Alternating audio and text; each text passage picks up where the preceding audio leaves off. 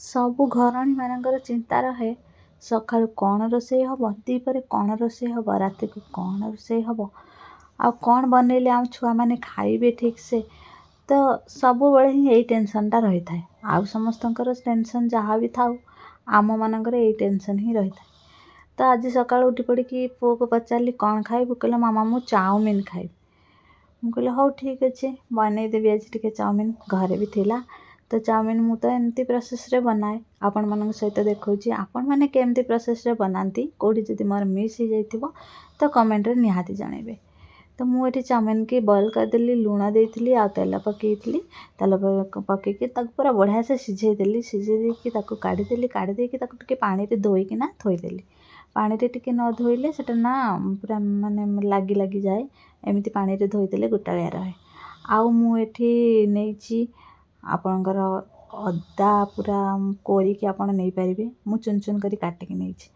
ଆଉ ରସୁଣକୁ ବି ସେମିତି ଆପଣ କୋରିକି ନେଇପାରିବେ। ମୁଁ କିନ୍ତୁ ଚୁନ୍ ଚୁନ୍ କରି କାଟି ନେଇଛି। ଆଉ ପତଳା ପତଳା କରିକି କାଟିକି ନେଇଛି କ୍ୟାପ୍ସିକମ୍ ଆଉ ଗାଜର। ଆଉ ଆପଣମାନେ ଚାହିଁଲେ ଆହୁରି ପତଳା କରିପାରିବେ। ତ ମୋ ପାଖରେ ସମ୍ଭବ ହେଇପାରିଲାନି, ଆହୁରି ପତଳା ମୁଁ କରିପାରିଲିନି।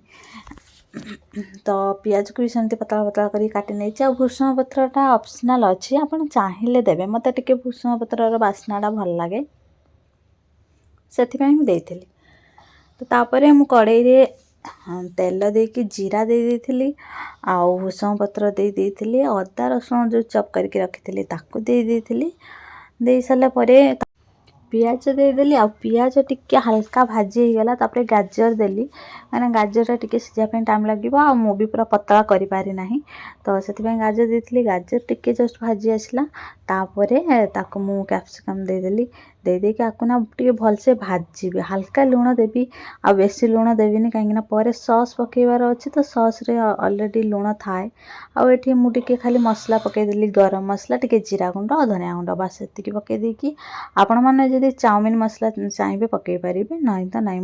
ମୋ ପାଖରେ ଆଭେଲେବୁଲ୍ ଥିଲା, କିନ୍ତୁ ମୁଁ ଏଇଥିପାଇଁ ପକାଇନି, ସେ ମସଲାଟା ବହୁତ ରାଗ, ପୁଅ ଖାଇପାରିବନି। ଆଉ ମୁଁ ଏଠି ସୋୟା ସସ୍ ନେଇଗଲି।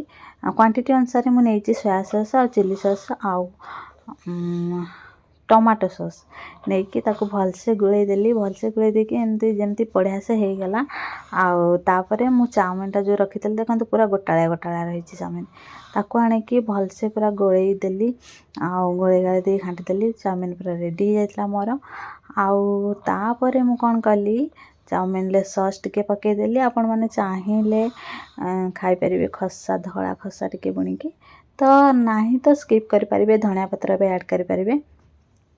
ତ ଦେଖନ୍ତୁ ଏଠି ମୋର ପୁରା ବନି ଯାଇଥିଲା ଚାଉମିନ୍। ଆପଣମାନଙ୍କୁ ମୋ ରେସିପି କେମିତି ଲାଗିଲା ସାଙ୍ଗମାନଙ୍କ ସହିତ ସେୟାର କରିବେ। ରହିଲି, ଜୟ ଜଗନ୍ନାଥ। ହଁ, ମୋ ଚ୍ୟାନେଲ୍କୁ ସବସ୍କ୍ରାଇବ୍ କରିବାକୁ ଜମା ବି ଭୁଲିବେନି। ଆପଣମାନେ ସବସ୍କ୍ରାଇବ୍ କରୁନାହାନ୍ତି, ପଳେଇ ଯାଉଛନ୍ତି। ତ ସବସ୍କ୍ରାଇବ୍ ନିହାତି କରନ୍ତୁ। ନେକ୍ସଟ ଭିଡ଼ିଓରେ ପୁଣି ଦେଖା ହେବ।